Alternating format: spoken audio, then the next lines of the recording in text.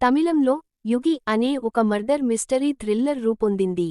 కథీర్, ఆనంది, నరేన్, నట్టి సుబ్రమణియన్ ప్రధానమైన పాత్రలను పోషించిన ఈ సినిమా నవంబర్ 18, 2022లో థియేటర్లకు వచ్చింది.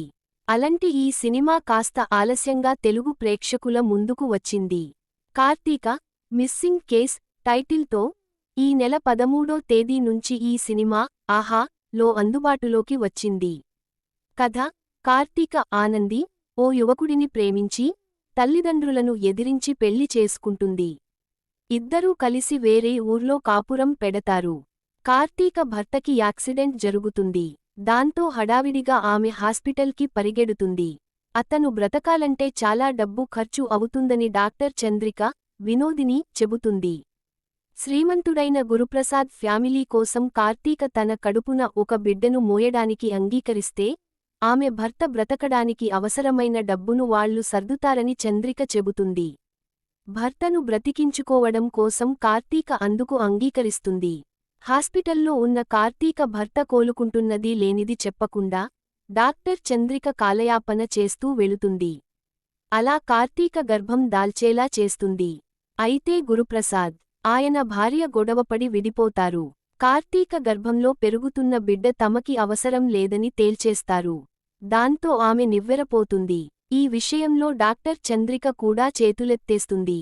తన కడుపులో పెరుగుతున్న బిడ్డ సంగతి, తనని తన భర్త అపార్థం చేసుకుంటాడేమో అనే సంగతి తరువాత, ముందుగా తన భర్తను తనకి చూపించమని కార్తీక ఫైట్ చేయడం మొదలుపెడుతుంది. తరువాత నుంచి కార్తీక కనిపించకుండా పోతుంది. కార్తీక ఏమైపోయింది? ఆమె భర్త పరిస్థితి ఏమిటి? కార్తీక మిస్సింగ్ కేసులో ఎలాంటి నిజాలు వెలుగు చూస్తాయి? ఈ కేసు విషయంలో డిటెక్టివ్ నందా కు సిబిఐ ఆఫీసర్ సేతుమాధవన్కి ఎలాంటి సవాళ్లు ఎదురవుతాయి అనేది కథ. విశ్లేషణ: ఇది తమిళంలో రూపొందిన ఓ మర్డర్ మిస్టరీ థ్రిల్లర్. మధ్యతరగతి కుటుంబాలకు సంబంధించినవాళ్లు అవసరాలలో, ఆపదలో ఉన్నప్పుడు కొంతమంది వాళ్లను తమ స్వార్థం కోసం ఉపయోగించుకోవాలని చూస్తారు. అలాంటి కఠినాత్ములకు ఒక సాధారణ యువతి ఎలా ఎదురు తిరిగింది? తన భార్య కోసం ఆమె భర్త ఎలాంటి నిర్ణయం తీసుకుంటాడు అనేది ఈ సినిమా కథ. నిజానికి ఇది చాలా తక్కువ పాత్రలతో, తక్కువ బడ్జెట్లో నిర్మించిన సినిమా. ఈ సినిమాలో ఈ మాత్రం కంటెంట్ ఉంటుందని ఎవరూ పెద్దగా ఊహించరు. ఒక మిస్సింగ్ కేసులో మరో మిస్సింగ్ కేసు ముడిపడి ఉండటం ఈ కథలోని మరో ట్విస్ట్. ఒక వైపు నుంచి సస్పెన్స్, మరోవైపు నుంచి ఎమోషన్ను పెనవేస్తూ ఈ కథను ముందుకు తీసుకుని వెళ్లిన తీరు బాగుంది. ప్రమాదం మరోవైపు నుంచి కూడా పొంచి ఉందని చెబుతూ, ఆలోచింపజేసే ఈ కథ ఆకట్టుకుంటుంది. దర్శకుడు 4 ప్రధానమైన పాత్రలను ఎంచుకున్నాడు. ఈ 4 పాత్రల చుట్టూనే కథను నడిపించాడు. ఈ 4 పాత్రలను ఆయన డిజైన్ చేసిన తీరు ఈ సినిమాను నిలబెట్టిందని చెప్పచ్చు. కథ ఎక్కడా కూడా మెయిన్ ట్రాక్ నుంచి పక్కకి వెళ్లదు. ప్రధానమైన పాత్రల పట్ల సానుభూతిని పెంచుతూ కనెక్ట్ చేయడంలో దర్శకుడు సక్సెస్ అయ్యాడు.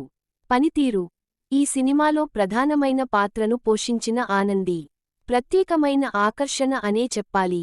తన భర్త కోసం తప్పించే ఒక సాధారణ యువతి పాత్రలో ఆమె మెప్పించింది. కళ్లతోనే ఆమె పలికించిన హావభావాలు ఆడియన్స్కి కనెక్ట్ అవుతాయి. ఇక మిగతా పాత్రలకు ఆయా ఆర్టిస్టులు న్యాయం చేకూర్చారు. పుష్పరాజ్ సంతోష్ ఫోటోగ్రఫీ, రంజిన్ రాజ్ సంగీతం, జోమిన్ మాథ్యూ ఎడిటింగ్ కథను సపోర్ట్ చేశాయి.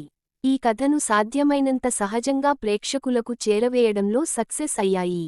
ముగింపు: ఈ సినిమా ఓ మాదిరి బడ్జెట్లో ఒక ఇంట్రెస్టింగ్ కంటెంట్ను అందించిందనే చెప్పాలి.